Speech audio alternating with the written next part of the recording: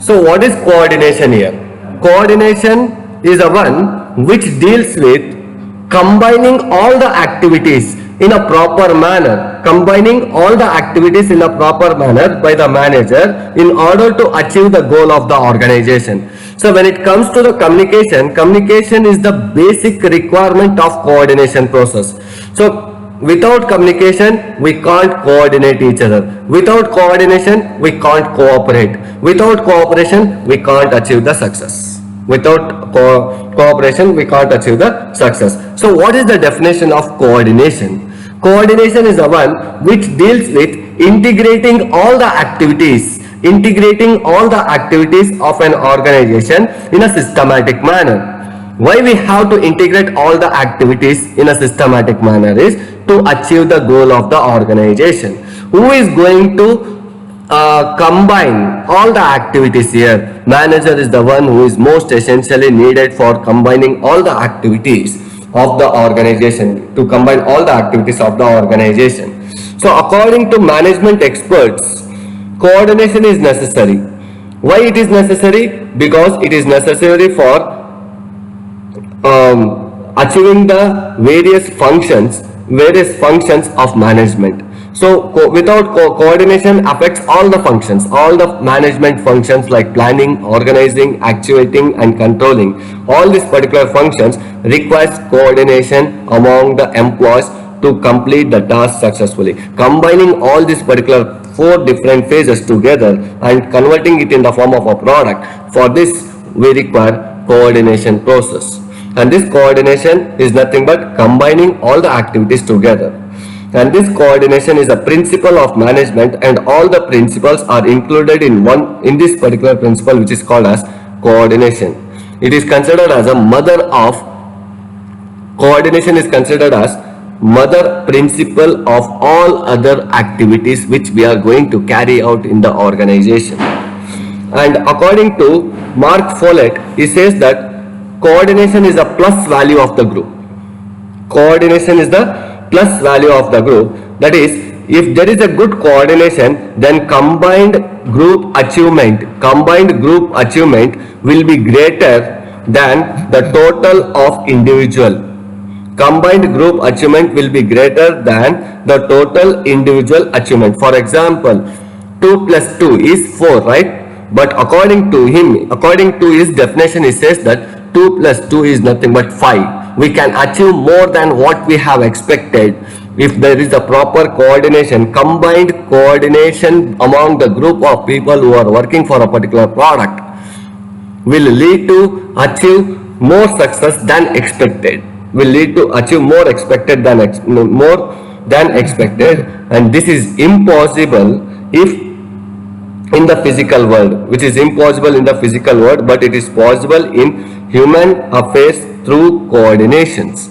So if the human beings are well understood about this particular coordination process among the employees, then we can achieve success rather than what is expected. If I am expecting 2 plus 2 is equal to 4, then we can get the result as 5. Why? Because we have a proper communication and coordination among the employees, then we can achieve the success. Combining all the efforts of each and every employee together will lead to the success. Individual work doesn't help us to success. Individual work doesn't help us to success at all. Instead, combined work of each and individual will help us to lead towards the success, which is not more than what is expected in future. Okay, and this importance of coordination deals with 4 different important concepts, where one is size of an organization, second one is functional differentiation, third one is specialization, and the fourth one is interdependence of different process. So what is this size of the organization speaks about? Size of the organization these days, like as we know, these days the scale of doing business is increasing day by day.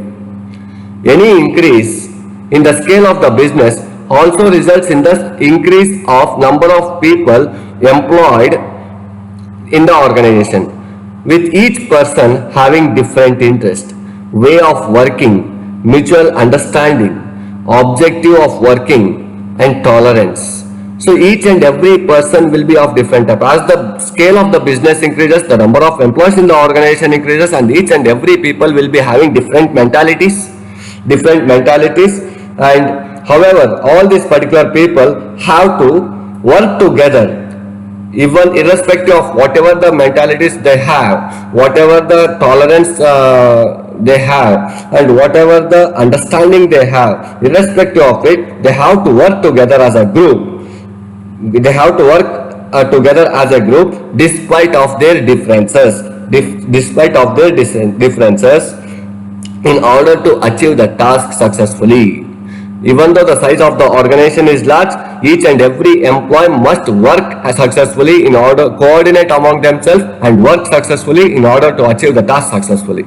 Whereas functional differentiation, there may be clash of interest among the various departments in the organization. Such a situation becomes a very big hectic in the achievement of organization. Why? Because any interest of any people, if for example, if I'm having an interest of taking the class on management, but my interest was this, and instead of giving that particular work to me, if they have given that particular work to others, and if they have allocated the work which I am not interested in, then there will be a lot of differences which comes into the picture between the employees. When this type of things comes into the picture, then it will be very difficult for us to achieve the task, achieve the success from the students. So there is only one way here to avoid this particular clashes, that is by establishing a proper coordination between the department is most essentially needed, between the employees is most essentially needed, and the proper understanding between the employees is most essential thing. Like if the other faculty is allotted with the same subject, and if I am allotted with the other subject which I am not interested in, then if myself and the other employee who has allotted with that particular management subject, if we both have a proper understanding and proper cooperation, then it's very easy for us to have a deal saying that, sir, I will take this particular subject, can you please take this particular subject, and we can exchange that particular subject and we can intimate the same to the higher authority people. So that is what this functional differentiation speaks about. Whereas specialization in each, like in every organization, in order to avail the benefits of specialization, one activity is divided into various sub activities, and each of this is allowed to different persons who are experts in their particular sub activity. So based upon the specialization of each and every employee, each and every person wants to work on his own way, in his own way, without having any regard for total work to be performed. In such situations, in order to complete the activity being performed by various people successfully, it is necessary to establish coordination among the employees. Whereas interdependence of different process, the major important point of this in terms of an organization is each and every people must be interdependent. Why? Because different process, like for example, if I'm developing a product which contains n number of components, where each and every component will be having different process of development. When I combine all those components together, then only I can form a product, isn't it? So when it comes to the different process, each and I am developing motherboard, another people is developing RAM, another people is developing processor, another people is developing some other component which is related to the same product.